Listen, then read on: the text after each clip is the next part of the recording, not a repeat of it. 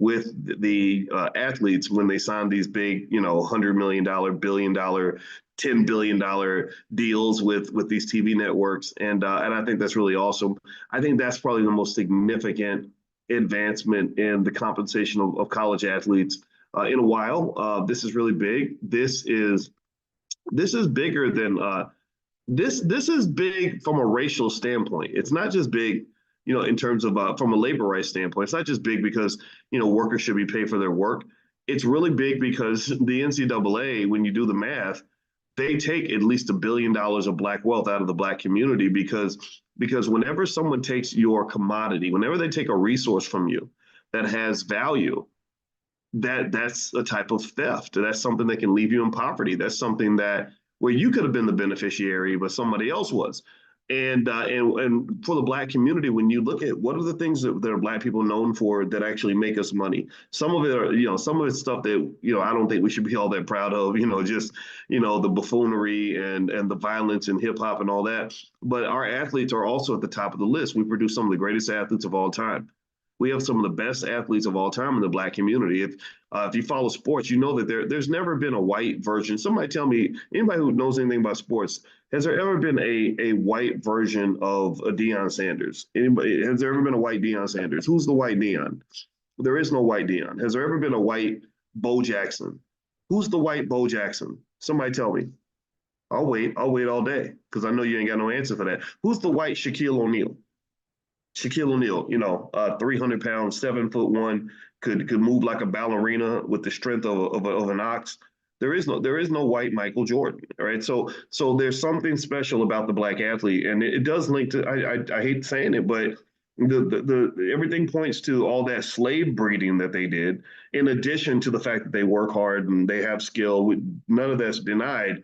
But we created this species of almost superhuman people when they would go to these farms and bring together the strongest men and the strongest women and make babies. I mean, this is the dehumanization we went through that led to the outcomes that we see today. And I don't know why people won't talk about that. I think that people are just scared, like, oh my gosh, we can't talk about slavery. That'll make then people will know that it happened. Well, the cat's out of the bag. I think our ancestors have gone through a lot.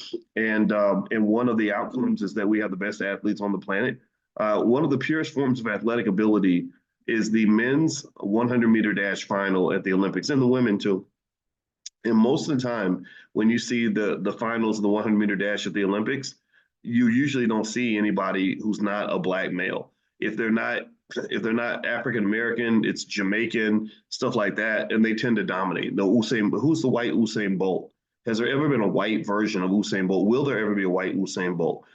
Probably not without a whole lot of steroids. Maybe you pump somebody up with enough steroids one day, they might make the drugs good enough to make a guy run that fast. But for the most part, there is no white version of Usain Bolt. So our athletes are a commodity, and I point that out to you so that as a message of economic awareness, it's extremely important for us to just understand how much gets taken from us when they take one of your most precious, most valuable commodities and don't compensate you for that. That's terrible. Why? Well, how in the hell are you going to take something that's that valuable for me and then not pay me for that? And then somehow we don't think that it has an impact on black wealth. No, that is your black wealth. That's wealth. Every time a college athlete goes to the next level, go to the NCAA, and they sign a multi-million-dollar contract, because that's what they're going to start doing. They're going to start signing these multi-million-dollar contracts. That's another millionaire black family, another millionaire black family. So the same excitement we might have about somebody running off and starting a business, a hair business or something, and making millions of dollars a year. Well, the same thing is happening when an athlete goes and makes millions of dollars a year. And the reason economic awareness is also very important in those situations is because it's very important that the athletes and those who have access to this level of wealth understand what economic consciousness can do for them, why economic awareness matters. Economic awareness matters because of this. Let's say that I'm a guy who goes to the NCAA and I sign a $20 million contract and I'm making all this money, I'm rolling in bread, I'm just doing really great. Well, if I am a person who does not have a lot of economic consciousness, that means that in my mind, I can't see the future. I'm only looking at the present, because consciousness and awareness means I can see not just what I'm doing now, but how what I do now is going to play out for the rest of my life and the rest of the lives of all the people that are going to come behind me. If maximal economic awareness over time means that I can see 100 years from now how this $20 million contract I got can change the lives of my great grandkids. Do you understand? Give me a yes if you're following. I'd like some confirmation, if you don't mind, to let me know that when I'm not getting too weird here.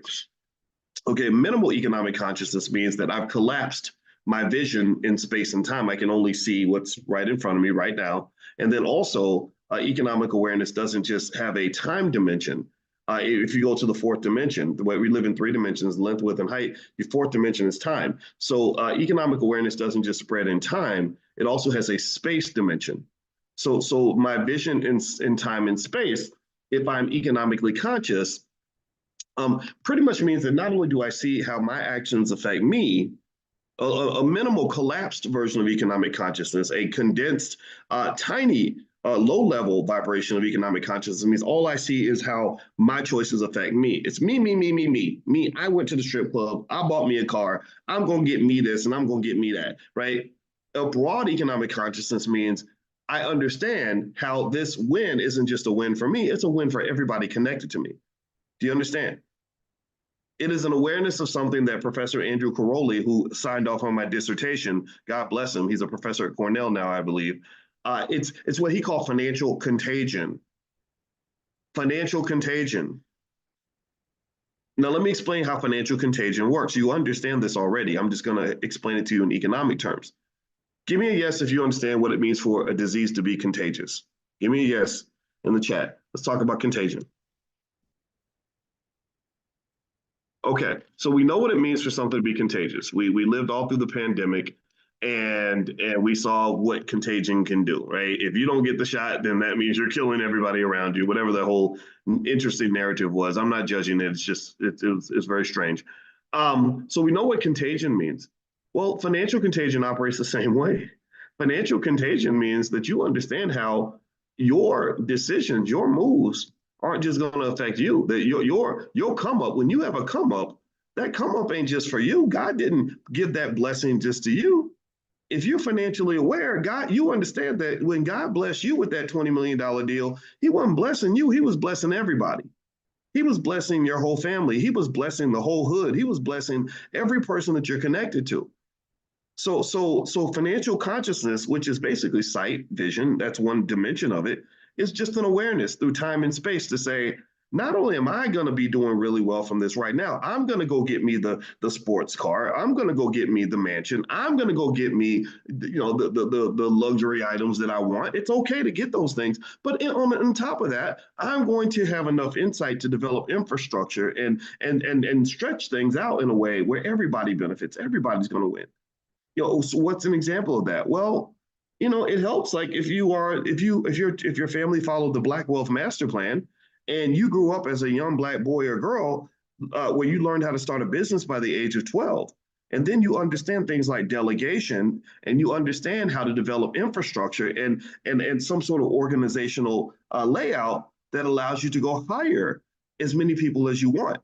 And you're not, now pay attention now, you're not doing what a lot of athletes do. A lot of athletes go broke trying to help the whole hood. Because why? Well, because they approach things from a charitable standpoint. They look at helping other people as charity. They look at it as, I'm going to take some of the money out of my pocket and just hand it to you. Dominique Wilkins used to go into the store, and he would, because he was such a good guy, he would buy a $2 pack of gum and give him $100 bill and just walk out. Allen Iverson used to go to a city, buy a whole wardrobe, and then leave all the clothes in that city and then buy a whole new wardrobe in the new city. Antoine Walker went broke, I believe, partly because he spent so much money with so many different people, and he was helping out so many people that eventually it weighed him down financially. I don't think there's anything wrong with being generous. I really don't. If you're a generous person, and you're helping other people, God bless you. How many of you are helping others? How many of you have people that are depending on you? How many of you have people that you're coming through for? Say something in the chat, because I honor you. I really do. I really honor you. I think that is what you're supposed to do. I mean, some people don't do it. Some people think you're a sucker if you do it. I don't agree. I'm not one of those people. I like helping other people, and I don't always need something in return. I don't always say, well, what is I going to get from it? If I don't get nothing from it, I'm not going to do it. Well, what that attitude unfortunately reflects is it might be a trauma response, right? Because you've been screwed before, and you're like, well, if I don't take care of me first, then nobody else will, and I get that, but it's okay to be nice to other people. Like even when I got married and my wife had 3 kids, people were like, well, why would you want to take care of 3 kids and they ain't your kids? I was like, well, because I like kids and I like mentoring kids and I like my wife and her kids are cool and this is fun. It's not a burden for me. It's not hard for me. So I don't understand why every calculation has to be what is I gonna get? What's in it for me? If you understand concepts that we talk about in economic awareness training, like reciprocity, you understand that karma is real. You understand that what you put out in the universe is what circles back to you. If you understand the concepts that we discuss here, if you have an economic awareness, you understand that most powerful economic situations are built on some sort of an ecosystem, like air circulating in a room. If you put bad air in the room, then you're going to have bad air in the room. It's going to circulate. If I'm putting bad energy out to the world, then the world's going to give me bad energy back. If I'm putting nothing into the world, then the world will give me nothing back. So a lot of people either put bad energy into the world, and then they're surprised when bad energy comes back because they don't know karma, they don't understand ecosystems, or they put no energy into the world. They say, I'm not taking care of nobody but me, and that's it. And then next thing you know, they don't understand why they're lonely. They don't understand why nobody wants to be around them, why nobody wants to date them. Nobody visits them in the nursing home. My wife works in hospice care, by the way, which is, you know, talking about heightening your awareness. She comes back and tells me stories about hospice care.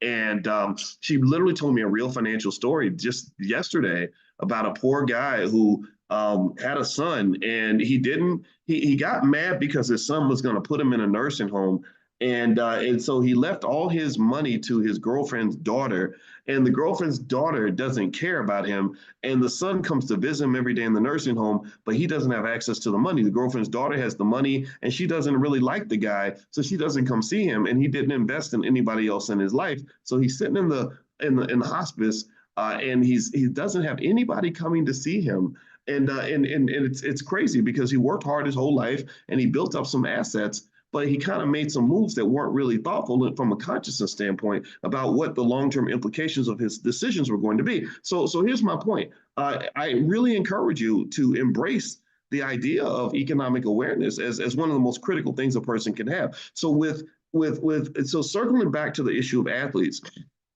I'm glad the NCAA is paying these guys. I see this as a massive opportunity to either improve their lives or to make their lives worse. As you know, it's very dangerous handing a 20-year-old, $5-10 million. It's very dangerous, especially if they are brainwashed by unfortunate, unhealthy economic culture. If they are brainwashed by mostly hip hop culture, which trains you to throw your money away and to make very, very bad decisions that ruin your life, I worry about those guys because they're going to cause a lot of destruction and chaos with that money. But at the same time, if you give that kind of money to someone that has strong economic vision, they then say, wow, this is a great opportunity for all of us to have a come up. When Antoine Walker he blew through because he embraced a very bad toxic culture. He blew through $100 million. Well, see, you got to understand, everybody else in the media was saying, oh my God, how do you waste $100 million? I wasn't thinking that way because, again, my economic awareness is pretty strong. I was like, no, he didn't blow $100 million. This man blew $1 billion. Because what I see is I don't see $100 million. I see what $100 million would have become if he'd invested that money consistently. And by the time he died, this man could have easily been worth over $1 billion. So, and then over, say, a 50-year period, if that money is nurtured and protected and grown properly, you're talking about an empire of $50 to $100 billion that would have become by the time his granddaughter got a hold of that money. But instead, his granddaughter grows up, is going to be born, going to work every day for a white man, living in the projects, in the struggle. Maybe it's struggling as a single mom or something because granddaddy dropped the ball. Granddaddy did not play the game of economic basketball properly. Granddaddy thought that as long as he can dunk a basketball, that the white man was going to take good care of him. He's going to be okay. Granddaddy thought that all he had to understand was how to win games, and he didn't prepare for the ultimate game. The ultimate game is not on the basketball court. The ultimate game is the game of life. The reality is that when you go into the world, and I knew Antoine in college, and I didn't know him that well. I knew people that knew him, and I saw him around. I knew some of the other players very well. We had a great basketball team at the University of Kentucky. When I talk about great, I mean great. With the 3 years I was working on my two master's degrees, they won the NCAA championship twice, and they lost it once. They went to the championship all 3 years. That's how amazing that time was. And Antoine was one of the leaders. He was the boss. He was the king. He was the guy. And I remember being so concerned, even when I was in my little 25-year-old brain, I was worried. I said, what's going to happen to a man that gets hundreds of millions of dollars where his education is just not where it needs to be, where his awareness may not be where it needs to be. And I remember thinking that, and lo and behold, years later, I see the headline of how much money he lost. And I hear the stories. Oh, I was gambling all night with Michael Jordan, and we would spend $2 million, at the casino, and all I see is culture. I see economic culture. Economic culture is heavy. Economic culture is very important. If you have an economic culture that tells you to go and blow your money at the casino, then that's what you're going to do. If economic culture tells you you're supposed to run to a club and put $1,000, $20,000, $50,000 in a stripper thong, then that's what you're going to do. And what you'll notice, and which is very unfortunate, is that when you really study the economic culture of many, many Black males in America, it comes right out of what they see on TV. And this also is connected to the fatherlessness issue as well, right? You don't have that stern, strong father to say, boy, what are you doing? This is stupid. Don't you dare waste that money. You have TV, and you're watching TV, and you're seeing rappers doing certain things. And if you connect the behavior of some of the young, wealthy athletes to the behavior of hip hop artists that's being promoted through these videos that are financed by people who are not Black, where they want to finance the buffoonery, then you can see a direct connection in terms of economic culture. Because remember, the economic culture doesn't have to just be, bottles of Ciroc and stripper thongs. The economic culture could also be networking and building business. The economic culture does not have to be outrageous and loud and ridiculous in order to get attention and attention-seeking behavior. Economic culture could also be quietly grinding away to build the next Facebook with you and your buddies buying a house together where you all get together and you're programming computers all night so you can become the next Mark Zuckerberg or the next Elon Musk, right? Economic culture doesn't have to be what you see in a music video. Economic culture, there's so many different versions. Economic culture can be Warren Buffett style, where you are so conservative that you don't even move, that you live in a regular house and drive a regular car and quietly accumulate through conservative investing strategy $168 billion in cash, to the point where you could buy the whole NBA if you wanted to. You could buy 20 NFL teams if you wanted to. And Warren Buffett can go in and buy every single player in the NBA if he wanted to, but he doesn't do it because he says, well, what's the point? I want to hold on to my money. I believe deeply in this simple idea that's very important in finance that I want you all to understand, which is simply capital preservation. Capital preservation. There's a rule when it comes to money that most people do not know, but this is a fundamental rule in the world of finance. In fact, when we were going through in grad school, and when I wrote research papers at Syracuse, we had some basic tenets of finance that we would talk about on a regular basis, where everybody knew it, everybody understood it. It was a fundamental part of being able to operate in a capitalist society in an efficient way. And it went like this. It was very simple. It said, capital must be preserved and capital must put to its best available use. That simple idea that you must preserve, protect your capital, protect your wealth, protect your money. Capital isn't just money. Remember that most capital is not money. Most capital is not money. Most capital is not money. You have lots of other types of capital. You have human capital, your skill set, your networking capital. You have, if you have free time, time is a form of capital. That's why when we do stock options class, I show you all how we can actually sell time. I sent you all a video where I said, here's how you can loan yourself $20,000 by selling time. And I showed you, right? So that's the first part. Capital must be preserved, and then capital must be put to its best available use. It must be efficiently used. So what does that mean? That's why companies engage in mergers and acquisitions. That's why companies get bought. The reason companies get purchased on the open market or whatever is because there's somebody who looks at the capital you have. So let's say that you're running Paramount Pictures, which is a horribly inefficiently run company right now. They're just a complete mess, a hot mess. Well, somebody else says, dang, they got all those studios. They have all those intellectual property rights for all these great films that they've made through the years. They have magazines and newspapers, and they own BET, and they have all these entities that they own, and all this capital that they have. I could do great things with that capital. If we take their capital and blend it with our capital, we can get more out of it. We can make more money from what they have than they can. They made 7 billion. We can make 10 billion. So what companies will do is they'll show up and they'll say, here, we'll pay you a premium to have access to your capital because we have a more efficient use of that capital than you do. And that's how value gets created. And theoretically, you're supposed to come in and say, okay, sure, we'll take the money and here's the capital. And then it gets put to a more efficient use. So the question to ask yourself today from an economic consciousness standpoint, and I don't want to overwhelm you. I know I introduced you to a couple of new concepts today, and I don't want this to be a stressful discussion. It's going to take time to absorb these ideas. Is I want you to ask yourself a very simple idea. Simple question. Black people have a tremendous amount of capital. I explained that we have cultural capital, we have intellectual capital, we have human capital, we have networking capital, we have all different kinds of capital. And then we have our athletes, we have our entertainers, we have some of the most talented people on the planet. We have labor. Labor is a form of capital. We have free time. Free time is a form of capital. You have trillions of dollars in capital in the Black community. And I'm not even talking about any of the money in your pocket. That 1.6 trillion that they talk about, y'all seen those studies? Anybody seen those where they talk about Black people spend $1.6 trillion a year? That 1.6 trillion in financial capital is absolutely dwarfed by the 60-70 trillion dollars in capital that you have in other areas. And this is why I explained to you all in my book, The 10 Commandments of Black Economic Power, that you were born a millionaire. You just may not have had any money. If you had family, you were a millionaire. You just may not have had the economic vision to be able to put that capital to its best available use to extract the wealth from that family. But anybody who's ever seen a family when they're on their job, anybody ever seen a family that starts that killer family business where they're all on code and they're all working together, they're all grinding, they're all hustling on behalf of the family? What happens with a family like that? Do they end up broke?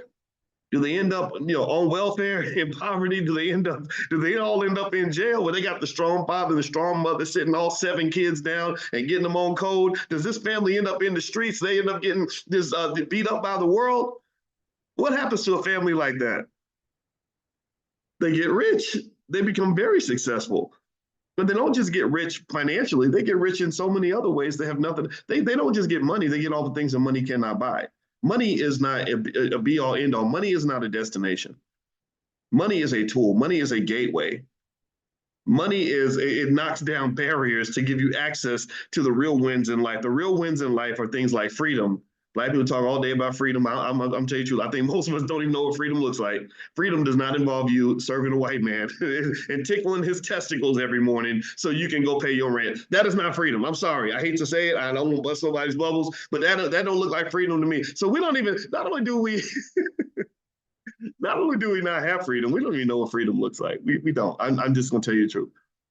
So when you see capital put to its best available use, you see amazing things happen. When all that means is maximizing your potential.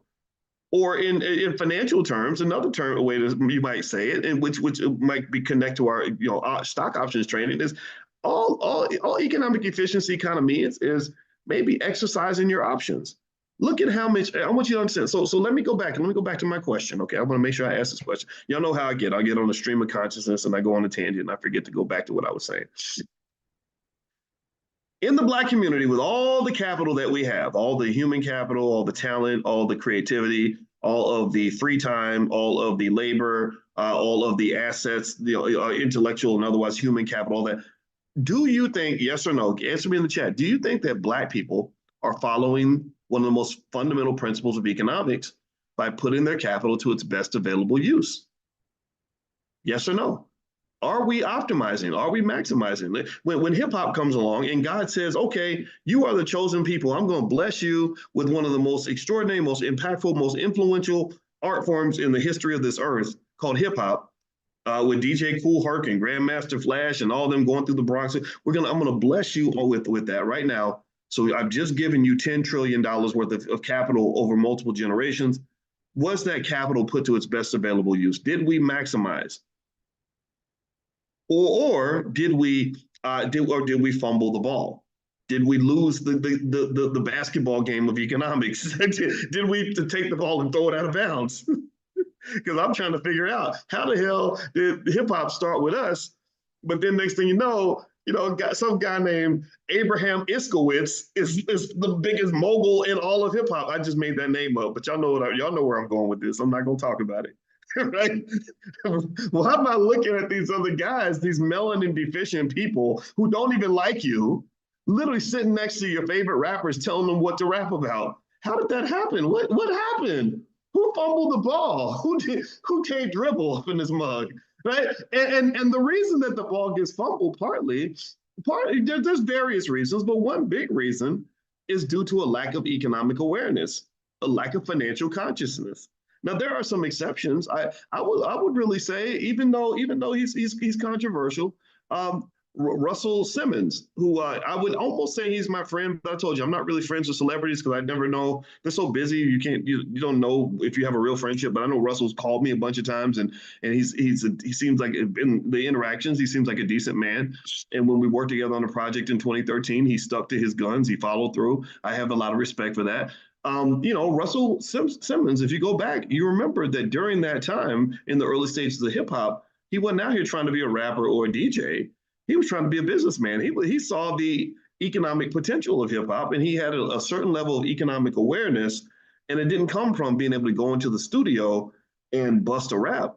It came from understanding business and distribution and monetization and profit models, and that's where Russell fit himself into the game, right? So long story short, economic awareness, I think, would have made a massive difference when it came to the growth of hip hop, because then you would have been thinking about things like, well, who owns this intellectual property? And if this thing gets distributed, who gets the rights to all these things? When we're in stock options class and we talk about selling rights, some of you have made over $100,000 just selling the rights to your stock. Well, that requires a certain level of awareness and training where I say, well, this is what it means to sell the rights to something. You're not selling the asset, you're selling the rights to it. The rights are just kind of the potential, right? It's like if a lady is, if you have a daughter, the reality is that you don't just have one person. You have the daughter, plus you have all the children that this young lady can produce. So there's sort of this unseen aspect of it that you have to have awareness in order to see. So when I see a little kid, like one time, this true story, one time there was a young lady I mentored, and I guess we were close, and she trusted me, and she was thinking about terminating her pregnancy, and she put this crazy burden on me. She said, oh, I got one more day to terminate. What do you think I should do? And I said, gosh, I don't think that's my decision to make. She said, well, if you tell me to do it, I'm going to do it. And I was like, well, I'm not going to tell you what to do. Because again, just like I don't give you all investing advice, I don't tell anybody how to live their life. I said, but honestly, if you want my perspective, I don't just see a baby in your stomach. I see a person. I see a person who's going to grow up and have a life and have kids and then have grandkids. And I picture that baby 80 years from now with a big Thanksgiving dinner with 20 grandkids at the dinner together. So you're dealing with a person who's a little bit different. I don't just see a little burden in your stomach. I see something that's going to be much bigger than that. So I'm going to just say, if it was me, I don't think I would do it, but please don't put that on me. So anyway, so the child got to live, or she let the baby live because of that. And now the baby's growing up. The baby's like a person and in school and everything else. And I see this baby and I see this life this person's living. And it's unbelievable to me that just that one conversation opened the gateway to all these possibilities, right? And I think that that's one thing that you have to have awareness. You have to meditate on that. You got to understand that when we're talking in class and we're talking about shifting the financial trajectory of your family across multiple generations, you got to be able to see those little butterfly effects. Does anybody know the term butterfly effect? Give me a yes if you heard butterfly effect. Butterfly effect, in case you don't, let me know if y'all know what that butterfly effect is like, where they show you that little changes can change everything. Little pivots There's little tiny things that you don't even think matter in the moment. That if you're not conscious, you're not even thinking about this little thing like, oh, should I sleep with her or not sleep with her? Do I take the job or not take the job? All these little tiny decisions that you make open up a whole universe of possibility in terms of other realities that would not exist. It's like going through a wormhole. If you know wormholes, it's like a whole other universe. You're going through this whole universe of possibilities because you make these tiny little pivots. So what I would encourage you to consider is that when we talk about shifting, when we talk about really shifting our economic reality, not just for ourselves, but for everyone we care about, and not just for people that are living, but also people who are not yet born, I encourage you to understand that you have such a massive opportunity right now. You have such an amazing set of possibilities that exist for you right now because you are alive on May 24th, 2024. And May 24th, 2024 is never going to exist ever again. You have this set of possibilities in front of you that your kids and grandkids will never have because they're not going to live May 24th, 2024 or be able to make adult decisions at that time. So whatever little decisions you make, the little pivot you make, like if you say, okay, you know what, let's go ahead and set up that auto deposit, that auto invest in the stock market. Or let's go ahead and start doing those family business meetings where we can start just talking about our economics. Or let me go ahead and just take that little class. Or let me go ahead and just have that conversation with so-and-so. These little things, these little choices that you make are going to have a massive butterfly effect in terms of opening up options and possibilities and rights and outcomes that you can't even see right now. So make those little pivots.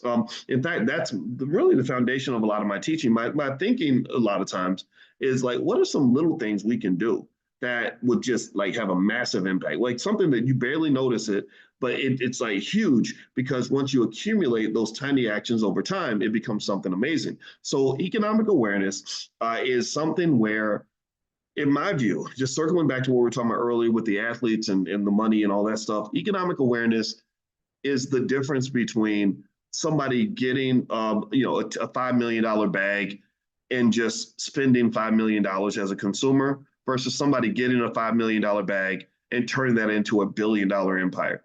And the economic awareness is something where the earlier that you get it, the better off you are. That's why I tell you to bring your kids to class. Let them just sit and listen to me. I believe deeply in conversational teaching because that's how my father taught me. You don't always have to sit down and take notes and take a class and memorize stuff. That's fine. But the thing is, I don't want you to memorize stuff. I want you to internalize stuff. I don't just want you to remember concepts. I want you to experience them and to feel them. I want them to be a part of who you are, a part of your culture, a part of your DNA. I don't want you to remember things. I want you to understand things. And understanding sometimes might require a conversation as opposed to somebody just having you just learn a bunch of stuff. Do you understand how many years I was learning very high level finance, but I never internalized it because I just had to learn it for a test? And it wasn't until I got into little weird things like meditation and all that, and just reflection and true awareness that I began to dig back deep into all these things I learned and started really internalizing them and saying like, okay, what does it mean to act that out? What does it mean to live that way? What cultures actually operate in this capacity? I was on a plane. I was on the little crowded little bus to go get the rental car, and there's a guy that came from New York, and it looked like he was from the Jewish community. He has a little hat in his beard and everything. And I'm telling you, I see guys like that. I'm always like, I wonder how rich the people are in your neighborhood. I wonder how you all view economics. And so I think about that because I started to realize over time, I probably didn't figure this out till I was like mid to late 40s, how deeply embedded culture is in how you do things economically. I could teach you stuff all day long that'll make your head explode. But if you don't internalize it into your psyche, your subconscious, and into your culture, if you're not acting it out, if you're not following through with action, then what you learned isn't going to matter. So I know a lot of you all, because maybe you're working to get to that point, you'll come and you'll just listen and listen and listen, and you'll beat yourself up a little bit because you haven't taken action yet. And I just want to encourage you to really think about that. I want you to really be conscious and really, evaluate yourself and say, okay, I need to take some action and just take a little bit of action, just a little bit, just something little to kind of open that gateway, open that wormhole a little bit, and, add to that little butterfly effect that will open that door to all these other possibilities that should exist for you but I don't know if they're going to exist for you if you just simply have the knowledge. I think you have to have the application and you have to have the internalization. So I don't want you to just know things or just memorize things. I want you to understand things. I want you to feel it. I want you to connect to it, right? So that might require you just sitting on it and just thinking about it. And I'll say this last point, and this is true. This is from a conversation we had last night. I was talking to our middle child. Our middle child is a bona fide genius. I bet if she took an IQ test, she would be in the top 5%. She's always been like that. Even when she was a 2-year-old baby, she could talk like a 5-year-old. She's really smart and very observant about things. And she was talking about her physics test. She got 100 on her physics test. She gets 100 on everything. And she was talking about how she answered the questions in the test. And she said, well, what I did was I looked through all the questions because sometimes you'll see the answer to a previous question in a later question. So I read through all the questions and then went back to the beginning and then blah, blah, blah, blah, blah, right? And I said, you don't understand the gravity of what you said. I said, in mathematics, there's actually a concept called backward optimization where you literally start at the end and you work your way back. And or was it called backward optimization? Well, there was another term for it. Gosh, why is the term out of my head right now? But let's call it backward optimization, where they said the best way to solve a problem is to start at the end and work your way backward. I said, so what you did was you did something that showed a tremendous amount of awareness because you looked at the whole picture. You looked way down the road. You didn't just look at what was in front of you. The next question, you looked all the way at the end and then worked your way backward and you were able to compile all that information. And I said, keep doing that. I said, keep thinking about things, in order to understand them. I said, when I was and I didn't learn this until I studied math, we would get a math problem on Monday and they would tell us that we had to have the answer by the following Monday. And it was the most terrifying experience in the world because nobody knew how to answer that question. Nobody understood what was going on. But what would happen is through the week, because you had to do it, you would think about it, obsess about it, talk to people about it, read books about it, look at the problem from 50 different angles. And then eventually by Monday, you would have the answer somehow, right? Maybe, and a lot of it had to do with like the subconscious. You would go to sleep thinking about it. And even while you're sleeping, you're solving the problem in your head. So that led to me sort of looking at things in a different way. I said, okay, my goal is not just to memorize things. I want to understand things. And the way you understand things is you think about things. So really what I told her was I said, a lot of people can't solve problems because they freak out. They spend too much time emotionally reacting to the difficulty of the problem. Backward induction, thank you. I said backward optimization, it's backward induction. So a lot of people can't solve problems because they spend so much time getting scared. Let me know if you know what I'm talking about. Let's make it simple. How many of you have seen people, or maybe it's you, it's okay, who have just a fear of math? You can literally ask them, well, what is 2 + 2? And they'll go, I don't know, right? Because math, the fear of math has just been so embedded in them. You give them any math problem, even one they can easily solve, they can't do it because they're so busy being scared that they don't spend any of that energy actually thinking and processing information, right? And I said, I saw this a lot when I was teaching math at the University of Kentucky. And I said, a lot of people don't understand that if you just calm your ass down and breathe for a minute and don't freak out, you'll get the answer eventually. And I said, so one of the philosophies I have in life is when I get a problem, when somebody asks me a question I don't know the answer to, or gives me a problem that's hard, the first thing I do is I say, let me think about that. That's it. And I have no clue what the answer is. And I'll just sit there and I'll just meditate on it and sit on the porch and think about it and spend it might take me 2 weeks. But eventually I know I'm going to have some insights that I did not have if I try to answer in the moment. So the same thing is true with any kind of problem. And the reason I brought that up to her, we started with mathematics, but I was saying life, really, a lot of life is just about problem solving. That's it. Literally going through life, that's what you do as a parent and all that. You're always problem solving. How do we get the bathroom painted by Tuesday? And how do we get the toilet fixed? Or our kids, how do we make this crazy 14-year-old stop acting ridiculous? Or whatever, without hurting his feelings. So just whatever. You're always problem solving. And I think that is something that should be taught to kids. I think that knowing how to just calm down, think about a problem, analyze it, break it down, kind of just process things, and don't be scared to think. Don't be scared to think. That's the danger, in my view, of an anti-intellectual culture. I really believe that there is a consistent effort through various forms of propaganda to reduce the consciousness of the American people and to really reduce the consciousness of Black people. I think that there's kind of this effort for you to come up with these simple-minded responses to everything, and to really look down on people that like to just think about stuff. The anti-intellectualism, like I'm going to just get mad at you because you are a thinker or because you are a person that wants to read and learn and understand things.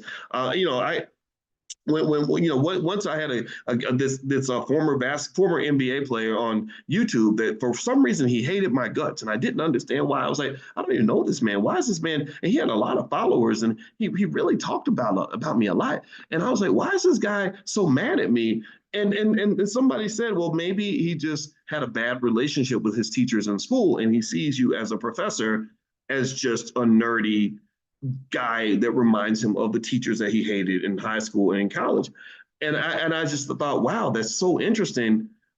So you're mad at me because I'm just because of who I am and what I do. I don't think there's anything wrong with being smart, because I think we should all be smart. Because dumb people get, or no, I would say dumb people that don't want to think, they get absolutely obliterated in this economy. The whole economic system is built on keeping your consciousness low so you won't know what they're doing to you. So you're not aware of how they're extracting your wealth. You're not aware of how they're putting you into slavery. You're not aware of here you go. Here's one example. I'll give you a real life example that relates to economics so we can bring this back home. I was looking at this. There's this morning podcast I listen to called Morning Brew that I really like. And it's a couple of white boys who just talk about economics or whatever. I listen to a lot of podcasts. And they put up this post where they were basically saying that 3 in 5 Americans believe we're in a recession, and that's not true. They said it's crazy that 3 in 5 Americans think we're in a recession, and all these TikTok videos are out there about how bad the economy is. And that's just not true because the data says everything's great, and they blame Joe Biden because they think the economy is bad. But really, if you look at this data, GDP has gone up and unemployment is really low and things like that. And what I thought was really interesting about that is I put a little response in there, and I kind of said, actually, what I think is happening is that the reason that you have this disconnect is because you have two economies. You have one economy for people that own assets. They own real estate, they own stock, maybe they own businesses. They're doing great. They're doing excellent. All these things are just at all-time highs. And then you have the economy for people who don't have any of these things. They don't have real estate. They don't have a business. They don't own any stock. They are the workers, they are the consumers, and they are the renters. So if I'm a worker, here's what I'm seeing as a worker. Inflation is going up, but my wages are not going up. So that's a lose for me, right? If I got a 1% raise in a year that has 7% inflation, that's really bad for me.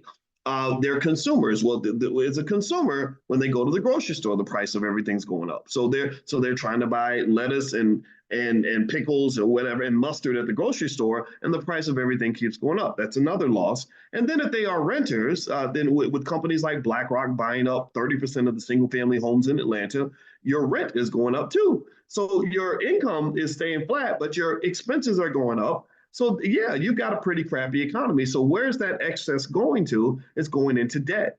The only way you can maintain your standard of living is when you max out the credit cards and everything else. And that's why credit card debt's at an all-time high, student loan debt's at an all-time high. Most forms of debt, car loan debt is at an all-time high because people have to go into debt if you don't have if you don't have enough income to cover your expenses. If you want to know about BlackRock, Crystal, BlackRock is just this big company that controls about $9 trillion in assets, and they kind of have more power than most governments. They're kind of everywhere. So that's BlackRock. And the difference with America versus other countries is that America will allow BlackRock to go in and buy single family homes. In Denmark and other countries, they told BlackRock, you can't do that. We're making laws to stop you from buying all the houses, because when they buy all the houses, it pushes up the value of real estate. It pushes up the cost of rent.